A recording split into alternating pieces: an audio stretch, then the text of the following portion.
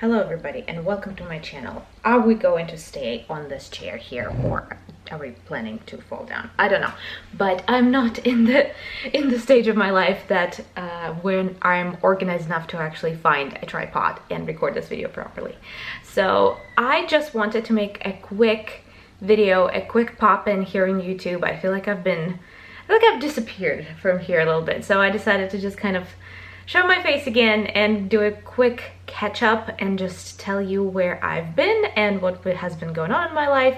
I've actually been updating and posting a lot on Instagram on my stories, but I do understand that not everybody's watching my stories, not everybody is on Instagram with me, and stories do tend to disappear. So even when I update people on what's going on in my life and later on I receive a comment like, wait, are you not in your practice anymore? Like, what's going on? So I decided to just kind of make a big video here and update you all at once what's going on in my life, where have I been, and where this channel is going.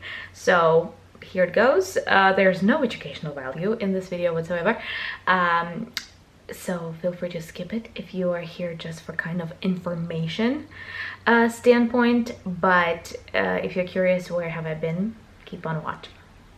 So I think I'm gonna start from kind of way back in the day because yeah, again, a lot of people still ask me like, what are you not at your practice? Let me just move you back a little bit.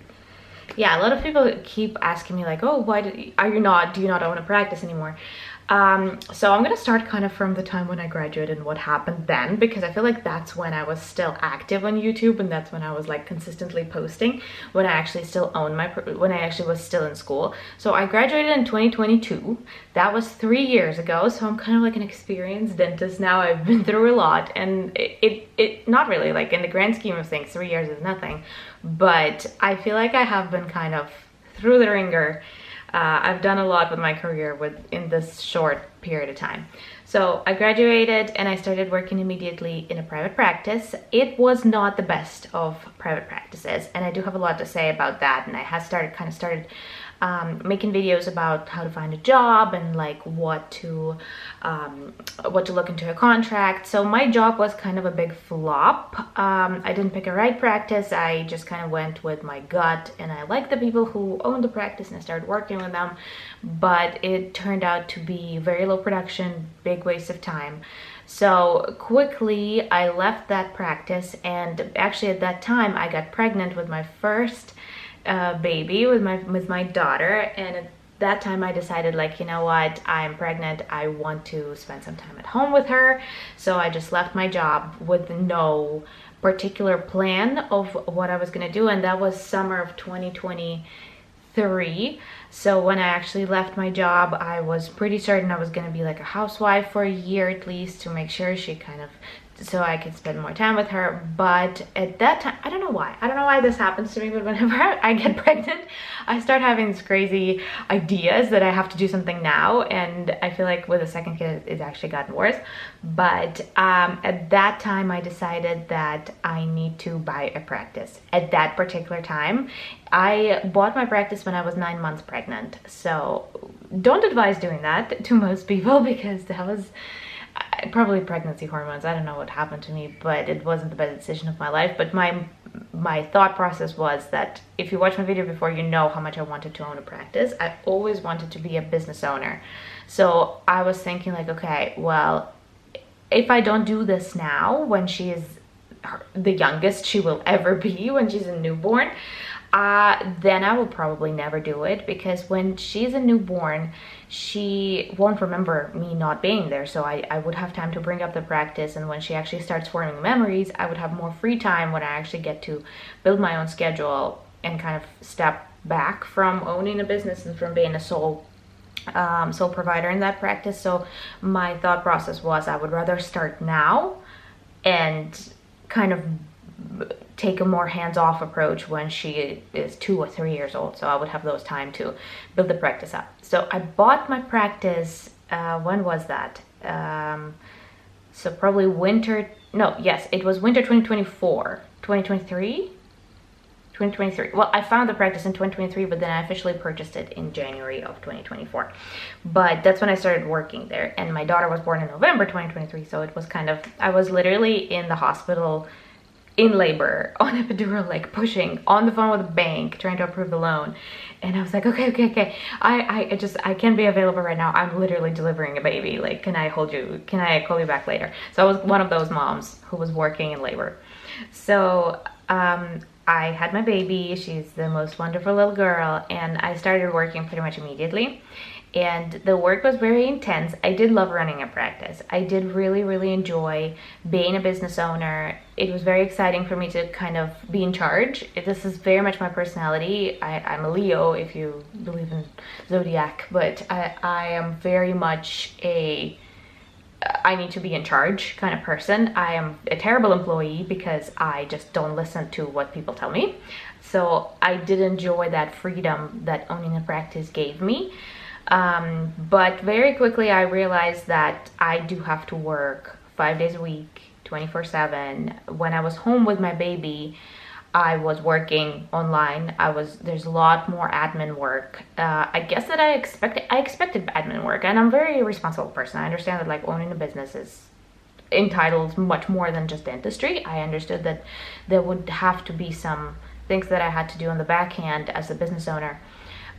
So I knew what I was going to do, and I did so much research, and I bought a practice knowing what I was buying. I talked to professionals. So again, I knew what I was getting myself into, but I guess my mind was kind of clouded. I thought I could do it, but when I actually started kind of going, I realized, this is hard. And so I spent the first year of my daughter's life at work. I was working 5 days a week, and I was also working when I was at home.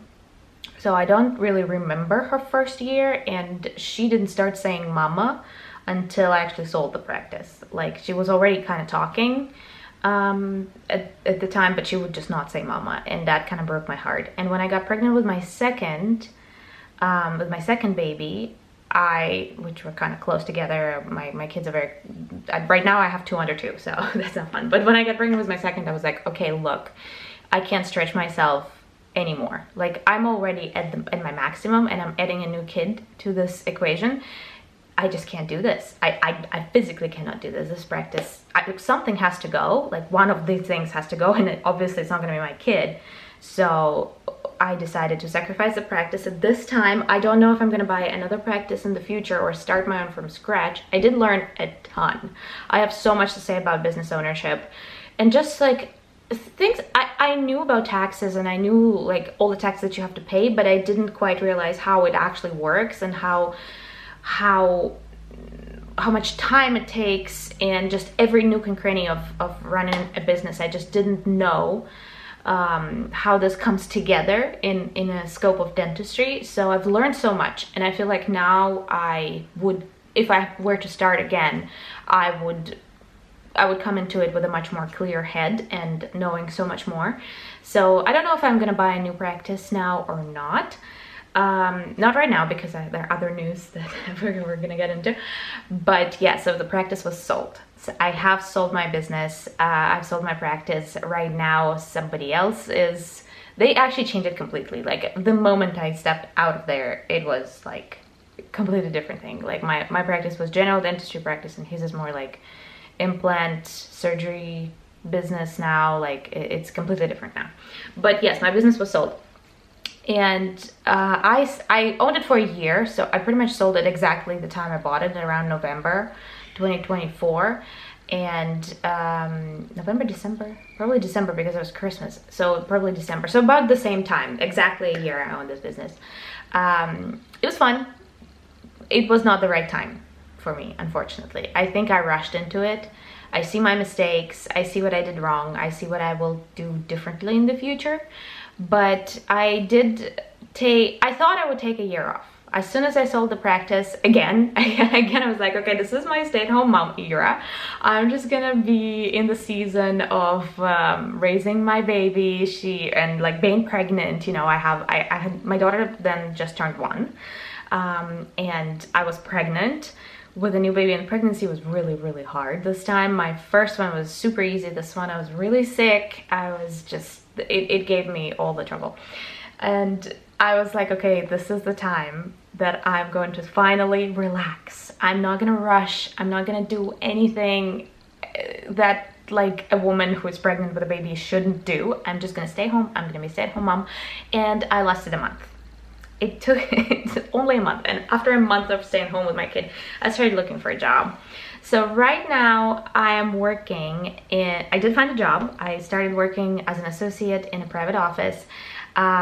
I am the only dentist in a 3-chair practice right now. The owner works in a different state. I'm basically like, there's nobody else but me and an assistant. It's a startup practice. It's been only open for a year now, but when I started, it was only open for like 6 months. They had a dentist there who he was really old, and he like referred everything, including crowns. I don't know what he was doing, but the practice was just not working. So they fired him and they got me. And now it's booming, because after owning my own business, I'm doing everything. I'm doing everything. Like I do implants, I do extractions, I do root canals, I do kids, I do ortho, I do Botox, I do everything. There's nothing that I refer. Well, I do refer like, you know, kids who need orthodontics, who can't do Invisalign. I do refer those, but that's pretty much the only thing I refer. I do everything. So yeah, now the practice is really, really busy. So I took the job. It's a 2-day position, so I only work 2 days, not more. That's where I draw the line. It's a 2-day position, and basically I run 3 columns now. There's 3 chairs, all 3 chairs are taken, and all 3 chairs are me. So yeah, I thought it was gonna be easy because it's just 2 days. Like when I came in there were like no patients. So I was like, okay, I'm just gonna chill. This is gonna be my spa day, my vacation day. I'm not gonna be chasing around a 1-year-old, but it got really busy really quickly. So right now I'm just like running around at work. So, and they pay me really, really, really well. Really well. This is the highest paying job I've ever had. I'm very happy with the salary that they're providing. They don't give any benefits, but the salary is really good. It's a very good compensated job. So I'm super happy. Right now, I'm in exactly the right place in life where I want to be. I just had my baby. I'm recording this now, but my baby is 2 weeks old. I have a daughter first and now a son. This is my baby boy.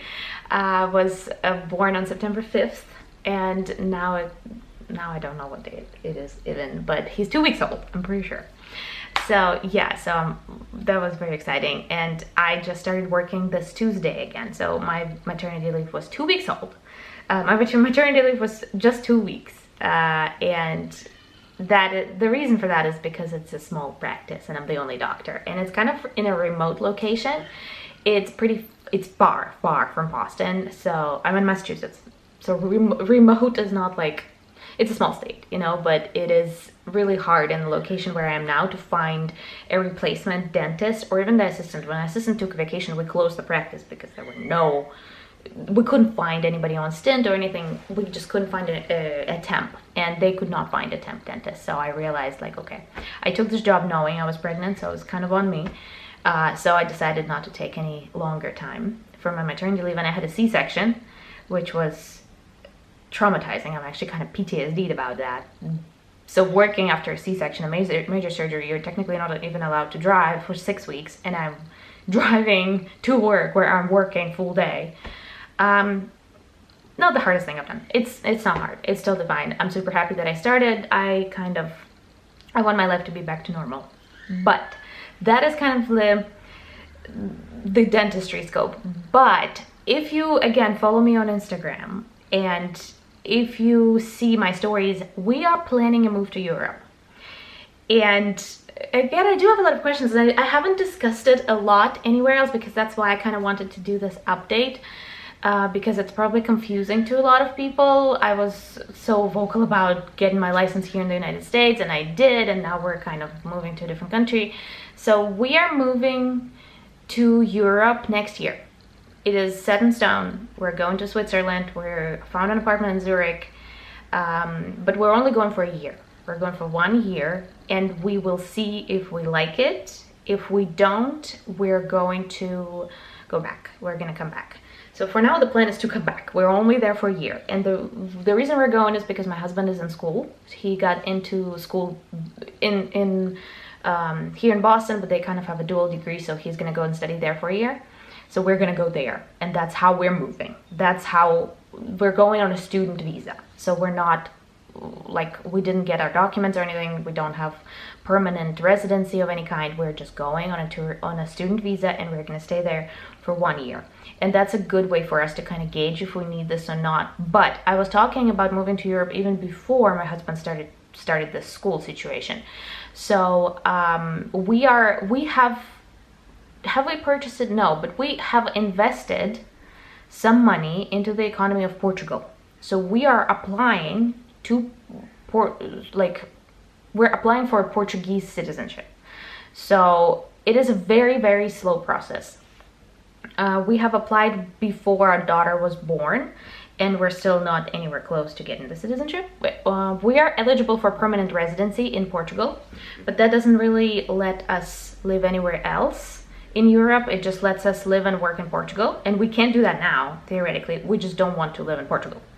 And the reason why we started this whole thing and why we decided that this is what we want to do is because I kind of always, I don't know, if you watch my older videos, I do love living in America, but I'm a European.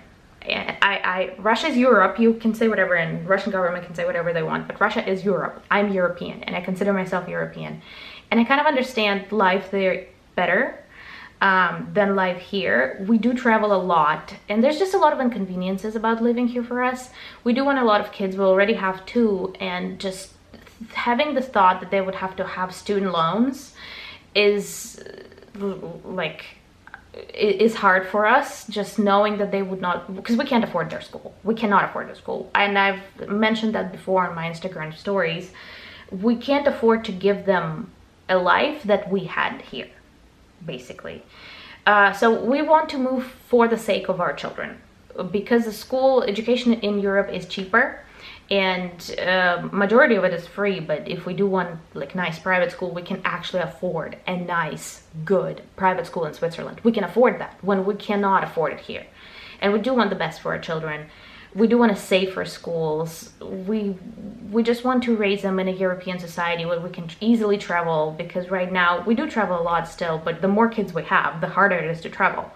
When you're in Europe, you're in the center of it all. You can travel easier. So just for the logistics of the family, for the sake of our children, so we can travel easier, so we can give them better education in a safer country, we decided to at least try to move to Europe. From my personal standpoint, it's not something my husband is caring too much, but for what I do, it's closer to Russia. If I can never go to Russia again, and I love my country, I really do, and I haven't been in a very long time because of the political situation. But if I ever do again, it would be easier for me to do it from Europe, because I can just go for a weekend trip because it's so close. Back when I lived in Russia, we would fly to Europe, and it would be like a 2-hour flight, and I could even drive there.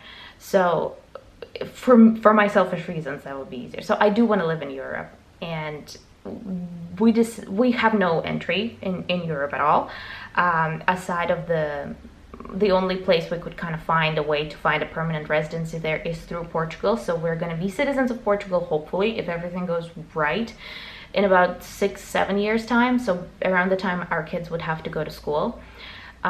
So yeah, and we decided to my husband applied to the school with intention of going to Switzerland and to stay there for a year. So basically we're going to try it out and see if Switzerland is the right country for us. We did apply for, and I guess I didn't explain it well, we did apply to Portugal because we could apply to Portugal, not because we want to live in Portugal. We do want to live in Switzerland.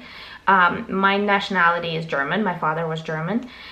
So German part of Switzerland is somewhere we want to stay, because it's the most neutral country.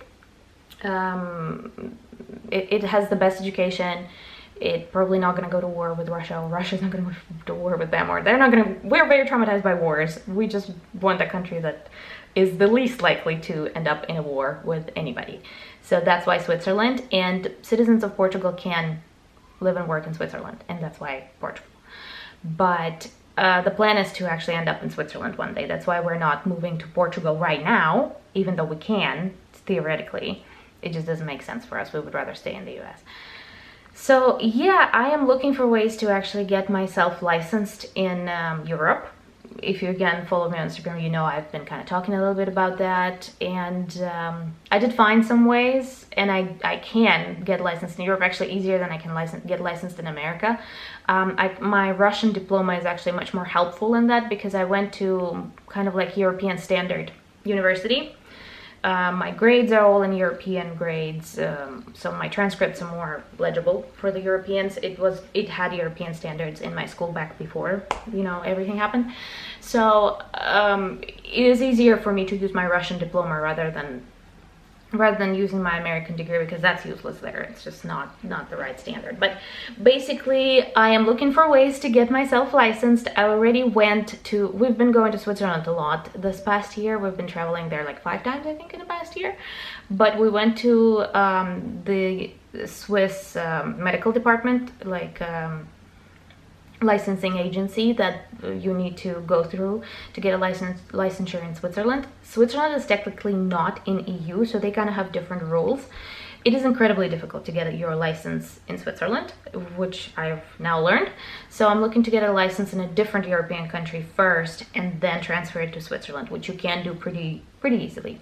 So yeah, I'm looking at Portugal, I'm looking at Ireland and England, because those are English-speaking countries. That's probably going to be the easiest for me. You do need to take some exams for it.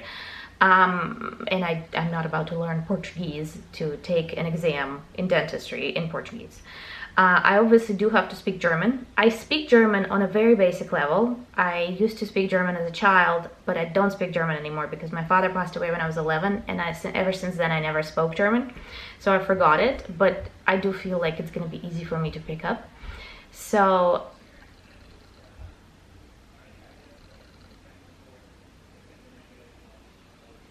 yeah, so I'm learning German now. I do need to take an interview in German, and we are moving to German-speaking country in a year, so I do need to pick up some German. But it is fun. It's all really fun. I'm enjoying my new baby. When it comes to YouTube channel, when it comes to like this whole thing, I do really love YouTube. I always did, ever since it started. I feel like I was like the OG of YouTube. I was watching all of those.